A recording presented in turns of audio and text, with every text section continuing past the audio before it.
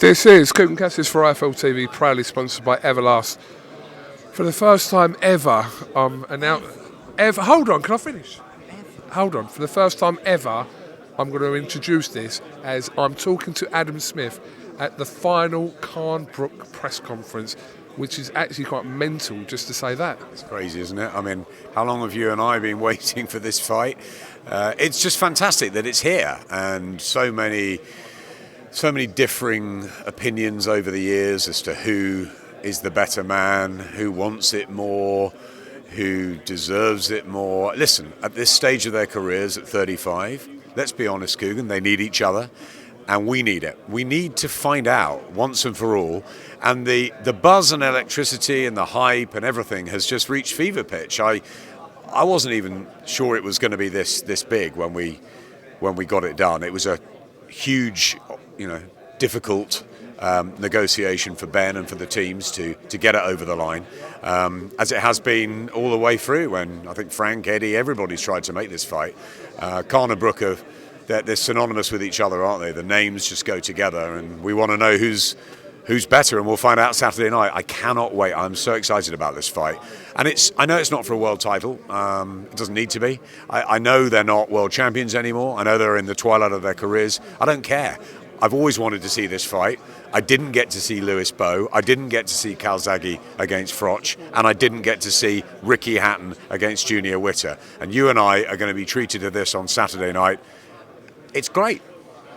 Is there an argument that, obviously over the years, I suppose after significant wins or losses for either BROOK or KUGAN, we've maybe favoured one fighter or the other, but now it's at a stage where it's probably more evenly matched than it has been throughout all those years? I think you're right. I think it's a case of really who's got more left and who has got the style, and I think under enormous pressure and with the emotions of the occasion and the adrenaline that's going to be pumping around the Manchester Arena on Saturday night, who's got the cool head to get the job done? Because it's going to catch fire at some stage. Is KUGAN going to look to try and outbox Kel over 12 rounds? Can he do that now? Has he got the legs to do that? We know about his hand speed. He looks in phenomenal shape, but then BROOK looks ferocious, and Dominic's been telling me he thinks it's the best condition he's been in since Sean Porter. No distractions for either man.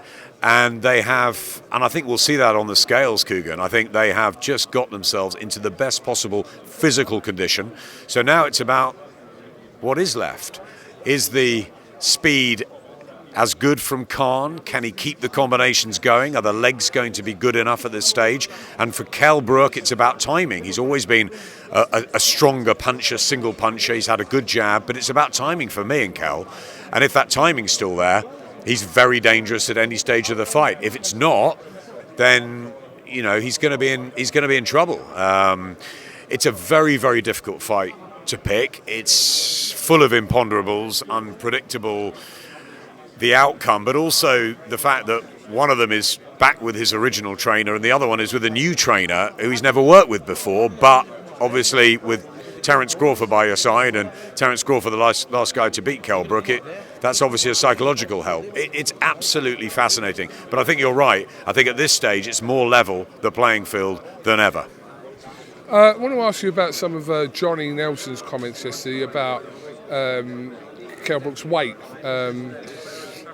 There's suggestion that Kell Brook possibly may come in over that limit. I spoke to a couple of people about it earlier on. There's two arguments for this, whether for the safety of the boxer's health and to potentially obviously lose financial aspects of it as well. But then I've seen people talk about the fact that Kell Brook, knowing that it's a 149 weight, should come in at 149, or that should have been the plan altogether, to come in at that weight tomorrow. What do you think about if he does come in over 149? I think first of all the health and safety of the fighters is paramount. That's the most important thing. Kell Brook and Kell Brook's team would not have taken this fight had they not believed that they could fight at 149. That's what they agreed.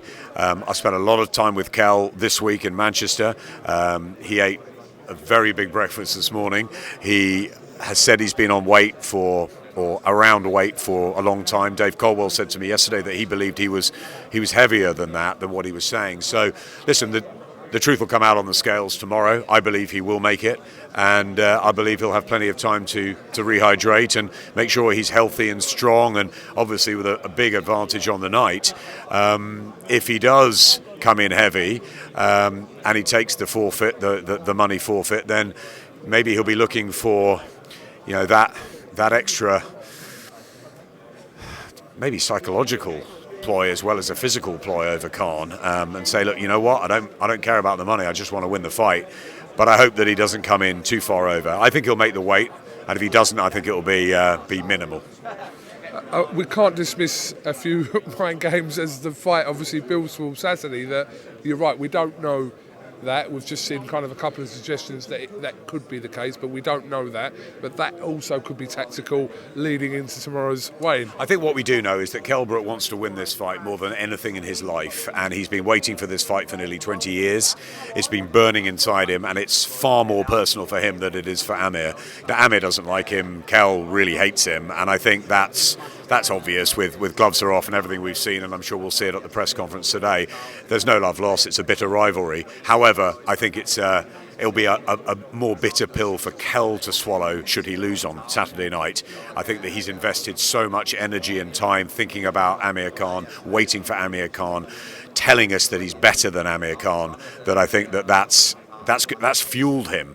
Now he has to control that anger, that emotion, and Dominic Ingle is going to be paramount to that.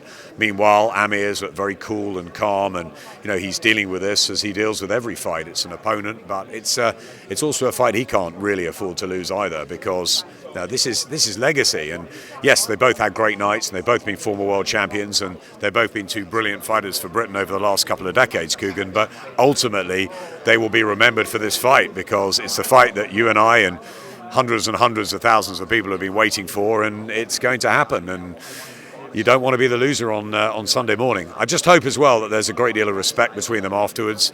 I was disappointed. It was a really interesting fight with Chris Eubank and Liam Williams the other day, but I was really disappointed that there wasn't a sort of respect at the end. And I know that there was some personal stuff said on both sides, but I think at the bell, or certainly afterwards, an embrace, a handshake, a respect is really important in this business. And there's a lot of hatred, and I know with Frotch and Groves it took time for it to work out, but now they're on tour together with Eric Morales and Marco Antonio Barrera. It was horrendous for years, but their wives got together and sorted that out. So I think that what I want is to make sure that these two great fighters are have great lives ahead of this, and that there's not the devastation of defeat and the issues that might come with that. So that's what I'm looking for. I'm looking for a great fight.